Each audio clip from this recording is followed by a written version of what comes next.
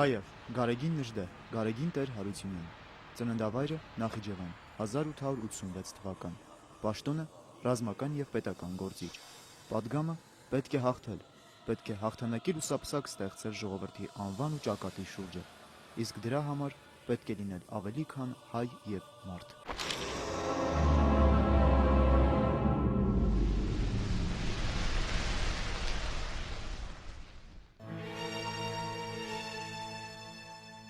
Գարեգին Նժդեհ, հայոց պատմության հոլովույթում մեր նվիրական անունների շարքում իբրև գաղափարական և կազմակերպական հերոս առաջնորդ վեր է հառնում նրա կերպարը։ Նժդեհը մեր պատմության այն եզակի դեմքերից է, ում մեջ ներդաշնակորեն միաձուլվել են զինվորականն ու մտածողը, ազգային բարոյախոսն ու քաղաքական գործիչը, և ով իր հայրենանվեր կյանքով դասվում է հայոց մեծերի շարքը։ Նա 20-րդ դարասկզբի այն անձանցից է, ովքեր պատմություն կերտեցին իրենց պետական մտածողությամբ ու հայրենիքի սիրո անվերապահ նվիրումով։ Ռազմական հմուտ գործիչը հայոց նոր ռազմահոգեբանության հիմնադիրը դարձավ։ Գարեգին Նժդեհը, նույն ինքը Գարեգին Տեր Հարությունյանը, ծնվել է 1886 թվականի հունվարի 1-ին Նախիջևանի Գավառի Կծնուտ գյուղում։ Մանուկ հասակում կորցնում է քահանա հորը, և 4 երեխաները մնում են մոր խնամքին։ Նա սովորել է գյուղի ծխական դպրոցում, Թիֆլիսի ռուսական գիմնազիայում, 2 տարի ուսանել Պետերբուրգի համալսարանի իրավաբանական բաժնում։ Զինվորական կրթություն է ստացել Սոֆիայի պետական ռազմական ուսումնարանում։ Այստեղ նա տպագրվում էր թերթերում և գրքույկներ լույս ընծայում։ Սիրելի մայրիկ և եղբայր,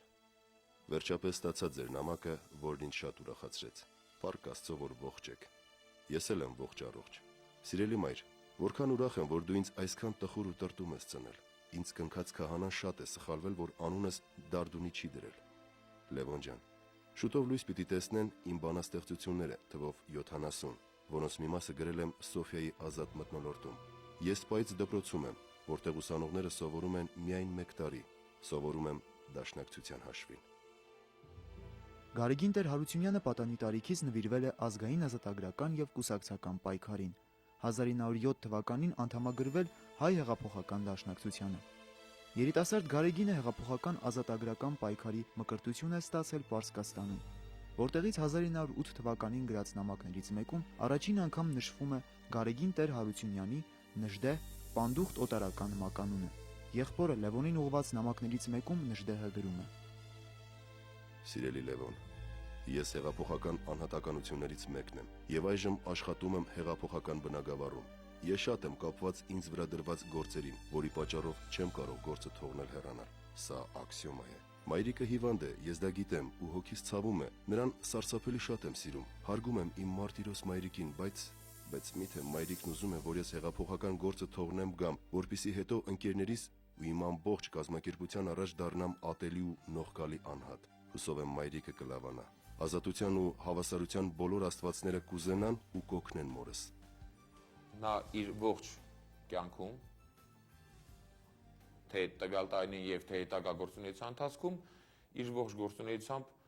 եղել է հայ լեզվամտածողության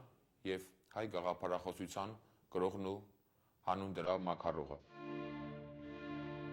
Լինելով դաշնակցության նշանավոր գործիչ Սամսոն Թադևոսյանի օգնականը, Նժդեհը մասնակցեց Պարսկաստանում ծավալված հեղափոխական շարժմանը։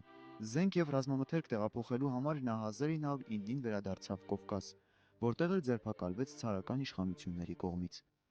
Բանտարկյալի հարցաթերթիկում Գարեգին Նժդեհն իր մասին տվել է հետևյալ տեղեկությունները. Տեր Հարությունյան Գարեգին Եղեշի, ծնված 1886 թվականին, քաղաք Նախիջևան, Երևանի նահանգ։ Զբաղմունքը և մասնագիտությունը լրագրող, ազգությունը հայ։ Նկատենք, որ այս և մի քանի այլ փաստաթղթերում Նժդեհը իր մասնագիտությունը նշում է լրագրող։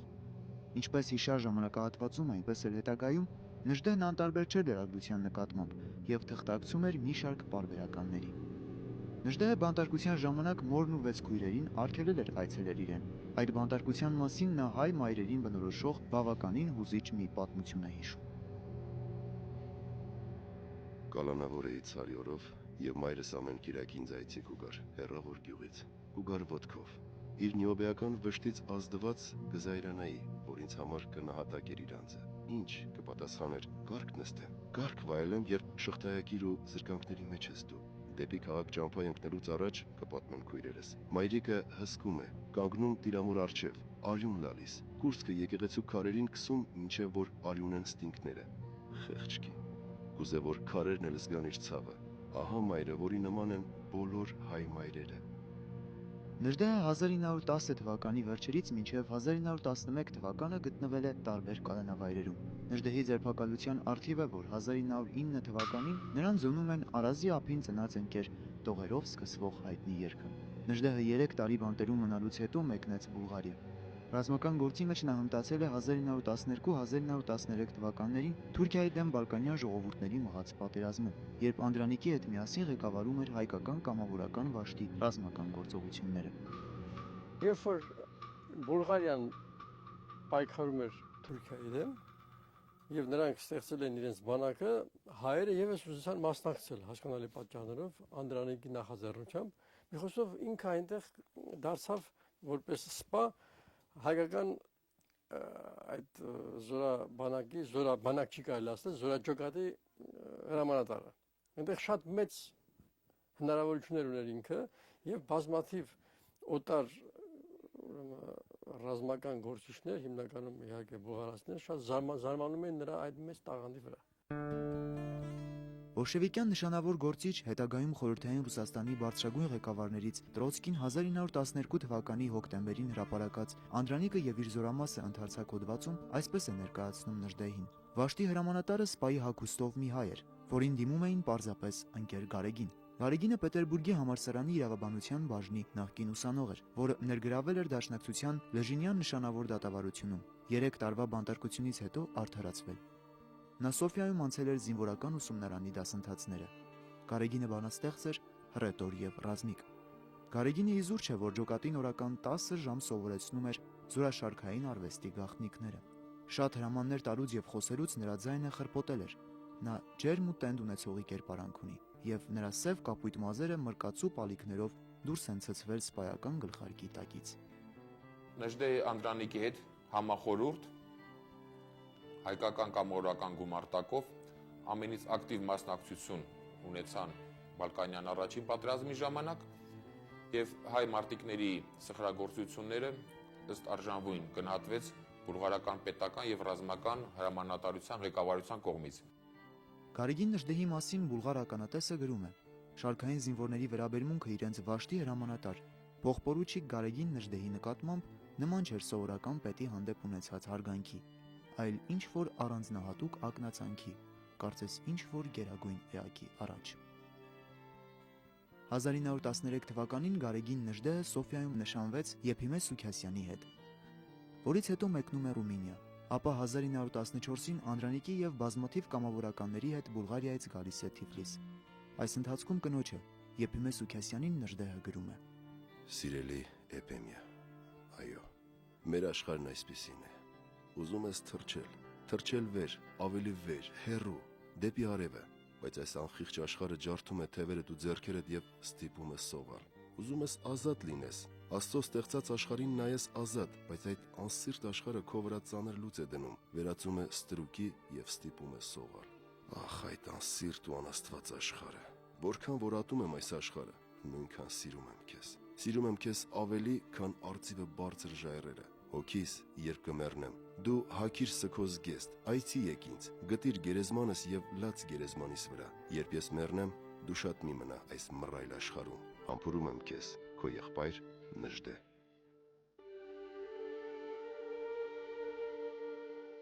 Գարեգին Նժդեհն առաջին աշխարհամարտում եղել է հայկական երկրորդ կամավորական ջոկատի փոխհրամանատար։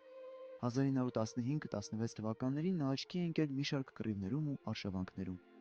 1915 թվականի մայիսին մասնակցել է Վանի ժամանակավոր ազատագրմանը։ Հովհաննես Դևեչյանը վկայում է, որ Նժդեհն այդ շրջանում զբաղված էր նաև կամավորական ջոկատներ կազմելու դժվարին գործով։ Ալեքսանդրապոլի ամրոցային գումարտակում ծառայելիս գրում է ականատեսը. երբ Ռուսաստան գնացող զորքը թալանում էր Բերդի արսենալը, հայ զինվորական միությունը, որի նախագահ Նամասիա Սուքասյանն էր, երկար տանջվում էր Բերդի փրկության ճամփան գտնելու համար։ Նժդեհին կարգադրվեց Բերդը գրավել ռուսներից։ Նժդեհը 3 ժամում հավաքեց մոտ 60 ամեն տեսակի ու հագուստի ուսանողների եւ բոլորովին անաղմուկ գրավեց Բերդը։ Երբ սկսվեց առաջին համաշխարհային պատերազմը եւ Կովկասահայության շրջանում կազմակերպեցին կամավորական գնդեր, Նժդեհը նույնպես ակտիվ մասնակցություն ունեցավ կամավորական շարժման եւ դրոյի ղեկավարած գնդում, կամավորական գնդում փոխհրամանատարներ։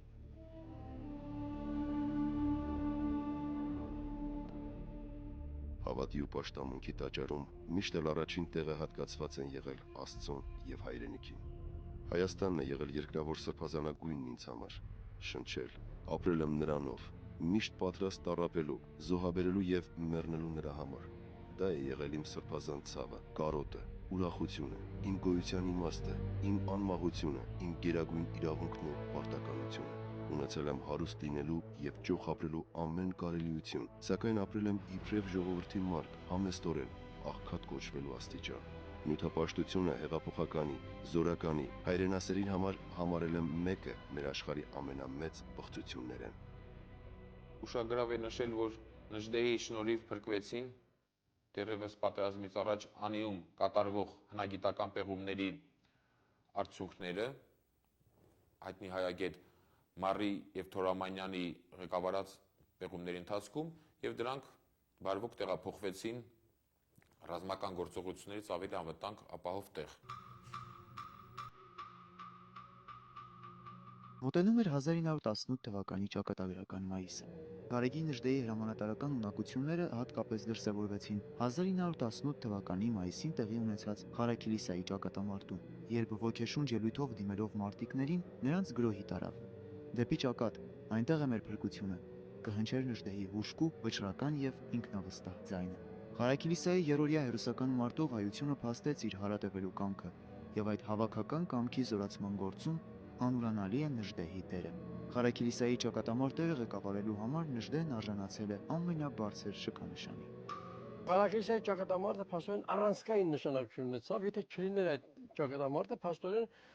թուրքերը այն կողմից էին գալու, այսինքն Ղարաքիլիսայի կողմից էլ եւ այս կողմից էլ եւ փաստորեն Հայաստանը պետք է վերանար։ Պիտի խոստովանել, որ առանց Ղարաքիլիսեի ճակատամարտի ոչ թե օրվա Հայաստանը, այլև այդ երկրամասի վրա այսօր ապրող հայությունը չէինք ունենա։ Ղարաքիլիսեի երրորդյա հերոսականը փրկեց գլխովին ոչնչացումից արարատյան հայությունը եւ հիմք դրեց հայկական պետության։ Միակ տեղը, որտեղ բացարձակապես որևէ մեկը չէր ուզում կռվել, Ղարաքիլիսան էր, ոչ թե չէին ուզում կռվել, վախենում են եւ այլն։ Այնտեղ էր նաեւ Նազարբեկյանն իմիջալոց Ղարաքիլիսայում։ Փաստորեն ահռելի մեծ խոճապ էր առաջացել զինվորների մեջ եւ ընդհանրապես որևէ մեկը չէր ուզում կռվել, որովհետեւ հնարավոր չէր կռվել ըստ բոլոր ռազմական տեսությունների, անհնար էր այնտեղ կռիվ անել, փաստորեն։ Եվ ինքը կարողանում էր լինելով այնտեղ պորուչիկ նախաձեռնում է այդ ամբողջ եւ կազմակերպում է այդ մեծ պատերազմը։ Գյումրիում բնակվելու ընթացքում Նժդեհը Հայաստանի տարբեր բնակավայրերում ծավալել է նաև դասախոսական, քարոզչական ու կազմակերպչական հսկայածավալ գործունեություն։ Չխնայելով իր ուժերը, նա զբաղվում էր ոչ միայն կամավորների հավաքագրմամբ ու զինավարժություններով, այլև գաղափարական, քարոզչական, գրեթե ամենօրյա աշխատանքով։ Նրա ելույթների ազդեցությունը այնքան մեծ է եղել, որ գրեթե բոլոր դասախոսություններից ու ելույթներից հետո շատերը, իսկ երբեմն ամբողջ դահլիճը անդամագրվել են դաշնակցությանն ու կամավորական ջոկատներին։ Ես դաշնակցական եմ եւ համոզված եմ, որ անհատի աշխարհայացքը պիտի համապատասխանի իր ազգի եւ պետության նպատակներին։ Նրա երջանկությունը մեկ հատիկ արդարացում ունի, այն ծառայեցնել իր ցեղի երջանկությանը։ Խորապես կզգամ, թե իմ երջանկությունը ճիշտ այնտեղ է, որ ես կանդամակցեմ դաշնակցությանը։ Եվ որպեսզի իմ գործակցությունը արգասավոր լինի, պարտքս կզգամ ինքնակատարելագործությամբ գերազանցել հայության արտաքին թշնամիներին, իբրև մարտական, բարոյական եւ իմացական ուժ։ Անդամակցելով հայ-հեղափոխական դաշնակցություն կուսակցությանը, Նժդեհը արդեն 1904 թվականից մինչև իր երկրային կյանքի մահկանացուն անձնվիրաբար մաքարեց եւ պայքարեց հանուն իր ազգի ազատագրման։ Նժդեհի համար անչափ կարևոր էր անկախության գաղափարը։ ըստ Նժդեհի մայիսի 28-ը ոչ թե սովորական նվեր է մեծ ազգերի կողմից մեր ժողովրդին, այլև նվաճում այն մեծ, այն եզակի ազատամարտի, որի նմանը չունի ազգերի տարեգրությունը։ Այդ օրը միայն ես հասկացա, որ մի պետության բարոյական բովանդակ մեծությունը կամ ոչնչությունը կարելի է կարդալ նրա քաղաքացիներից մեկի հայացքի վրա, մեկի աչքերի մեջ, եզրափակում է իր խոսքը Գարեգին Նժդեհը։ Հայաստանի Հանրապետության հռչակումից հետո 1918 թվականի վերջին Նժդեհը Հայաստանի կառավարության կողմից նշանակվում է Նախիջևանի գավառապետ, իսկ 1919 թվականի օգոստոսից Կապանի, Արևելքի եւ Գողթանի Կապար-Գողթի ընդհանուր հրամանատար։ Նժդեհը փաստորեն դարձավ ամբողջ Զանգեզուրի, Սյունիքի ինքնապաշտպանության կազմակերպիչ ու ղեկավար, որտեղ էլ ցուցաբերեց զորավարական տաղանդ եւ պետական գործչի բարձր կարողություններ։ Նա շարունակեց ու զարգացրեց իր նախորդների Անդրանիկի եւ Արսեն Շահմազյանի սկսած գործը ռազմաքաղաքական բարդ ու ծանր պայմաններում։ 1919 թվականի սեպտեմբերի 10-ին Նժդեհն արձակում է իր առաջին հրամանը։ Այսօրվանից ստանձնում եմ Ղափան, Գենուազ, Գողթան միացյալ ուժերի հրամանատարությունը։ Ընծմին հրամայում եմ բոլոր պաշտոնական գործերով դիմել ինձ։ Զորամասի շտաբը գտնվում է Հանքերում, ուր բոլոր ռազմաշտաբների պետերը պետք է ուղարկեն իրենց հաղորդագրությունները։ Ոչ ուշ քան ամսոյ 12-ի ժամը 16-ը տեղեկացնել զինվորների հրացանների, ինչ սիստեմի լինելու, փամփուշտների քանակի մասին։ Ղափան, Գենուազ, Գողթան միացյալ ռազմական ուժերի ընդհանուր հրամանատար Նժդեհ։ Զանգեզուրի պայքարը փաստորեն նրա այդ ինքնավարությունը, ինքնավար պայքարը փաստորեն եղավ Հայաստանի Հանրապետության պահպանման միակ առանցքը։ Ինչի համար? Որտեղ ռուս-թուրքական ալյանսը, Լենին-Աթաթուրք, ուրեմն նրանք փաստորեն ամեն ինչ անում էին, որպեսզի Զանգեզուրը հանձնեին Ադրբեջանին եւ պարտադրել են Հայաստանի կառավարությանը, Հայաստանի Հանրապետության կառավարությանը, որպեսզի նա Զանգեզուրը հանձնեն։ Իբր թե ռուսներին են հանձնում, բայց հասկանալի է։ Եվ ինքը փաստորեն կանգնեց եւ ասաց ես չեմ ենթարկվում։ Եվ կարողացավ նորից անելանելի վիճակում նա կարողացավ պաշտպանել դա։ Զանգեզուրը իր աշխարհագրական դիրքով Ղարաբաղը եւ Նախիջևանը միմյանց կապելով ապահովում էր Հայաստանի Հանրապետության ինքնիշխանությունը, իսկ Ադրբեջանը Զանգեզուրին տիրելու դեպքում Նախիջևանի վրայով ուղղակից համակային կապ կունենար Թուրքիայի հետ եւ կստանար համաթուրքական ծավալապաշտական ծրագրերի իրականացման հնարավորություն։ Միաժամանակ Հայաստանը 4 կողմից կընկներ թուրքական երկրների շրջափակման մեջ։ Եթե հանկարծ Զանգեզուրն էլ Նախիջևանի Ղարաբաղի նման անցներ Ադրբեջանին, Հայաստանը լորին վրա կոչվում էր չեզոք գոտի դային հաստատ պետք է տային վրացիներին եւ պետք է Հայաստանը մնար մոտ 10,000 քառակուսի կիլոմետր տարած, որը հնարավոր չէր որ դա դառնար հանրապետություն։ Ոչինչ չուներ Սյունիքը, գրեթե ոչինչ կռիվ բարելու համար, բայց կար ստեղծված վիճակի լրջության, ինչպես եւ իրեն ընկած դերի բովանդակգիտակցությունը, կար ներցեղային բարոյական զենքերի զենքը, հրաշագործ։ Իմ զինվորը հստակորեն կգիտակցեր, թե հաշտվել Սյունիքի ապաստանած տարագրության կորուստի հետ կնշանակեր հաշտվել հայ ժողովրդի չգոյության հետ։ Դրա համար էլ նա որպես համակ պարտաճանաչություն մնաց պատնեշի վրա, երբ կվճռվեր հայ մտավորականության լինել-չլինելու խնդիրը։ Այդ գիտակցությունից ահա կբխեր նրա հրաշագործ պարտաճանաչությունը, որի առջև անզոր գտնվեցին թուրք, թաթար եւ կարմիր հորդանները։ Հիմնականում եւ գերազանցապես Սյունեցու պայքարը մղվում էր սեփական ուժերով եւ Նժդեհիս խոսքերով ներցեղային բարոյականով էին առաջնորդվում։ Զանգեզուրի ժողովուրդը կենաց եւ մահու պայքարի կանգնեց Մուսավաթական Ադրբեջանի նվաճողական ծրագիրը խափանելու համար։ Մուսավաթական Ադրբեջանի քաղաքականությունը անփոփոխ ժառանգեց խորհրդային Ադրբեջանը, թիկունքում ունենալով խորհրդային Ռուսաստանի նրա 11-րդ կարմիր բանակի օժանդակությունը։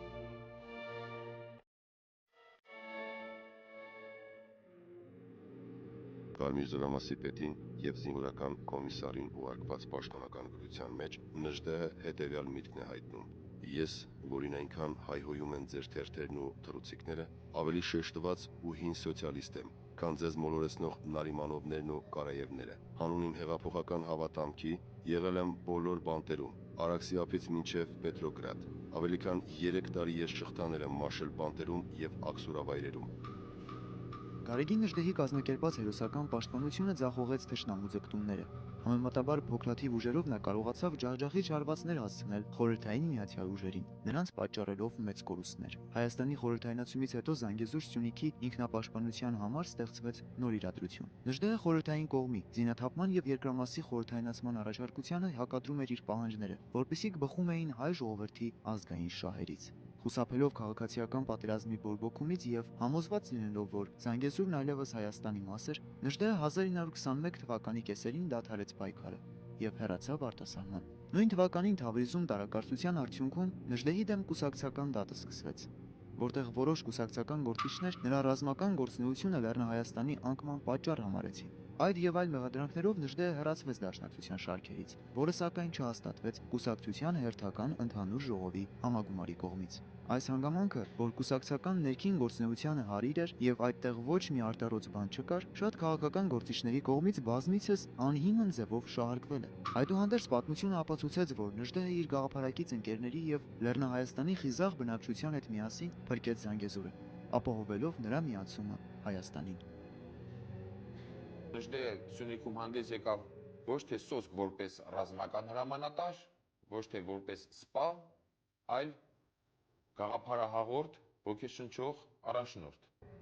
Հետագայում 1937 թվականին Սոֆիայում տպագրվեց Գարեգին Նժդեհի «Իմ պատասխանը» գիրքը, որում մասնավորապես կարդում ենք. Հայոց պատմության ամենապատասխանատու մեկ վայրկյանին, երբ թուրքն ու բոլշևիզմը կդավեին մեր ցեղի գոյության դեմ, դա հերոսական Սյունիքը, որպես հեքիաթային տիտան, իր մի բազուկը պահեց իր լեռների վրա թշնամու դեմ, իսկ մյուսը նախախնամաբար երկարեց Արաքսի վրա, որ Արարատյան դաշտից փոկված բազմահազար մտավորական եւ մարտական ընտրանին անվնաս ու անաղետ անցնի Պարսկաստան։ Այսպես այն կորովի դիմադրությունը, որին Կարմիր բանակը չէր հանդիպած Ռուսաստանում, տեսավ մեր լեռնաշխարհում, ու նա տասնյակ հազարներով սպանվածներ, գերիներ ու մեծաքանակ ռազմական ավարտ թողեց։ 1922 թվականին Սյունյաց արծիվը Գարեգին Նժդեհը բռնելով տարագրության ուղին մեկնեց Բուլղարիա։ Նժդեհը հեռացավ Հայաստանից, հայրենիքի կարոտը սրտում, թողնելով իր տապանագիրը՝ անցորդ, կանգ առ, կանգ անցորդ, այս անհայտ հողաթմբի առջև, որում ինձ տրված չէ հանգչել։ Գերեզման են ուզում մեռելները, անցորդ, ահ, երանի հայրենի հողում, հողի քնով քնած երջանիկներին երիցս երանի։ Հանգիստ են ուզում մեռելներն անթաղ, անգերեզման, եւ պիտի հանգչեն, այնժամ պիտի հանգչեմ եւ ես, երբ հայոց աշխարհի երեք հսկաները՝ Մասիս, Նեմրուդ եւ Սիփան իրար ձայն տան, կանչեն ցնցագին։ Հեյ, հեյ, էլի հայուն ենք, էլի հայ, էլի Հայաստան։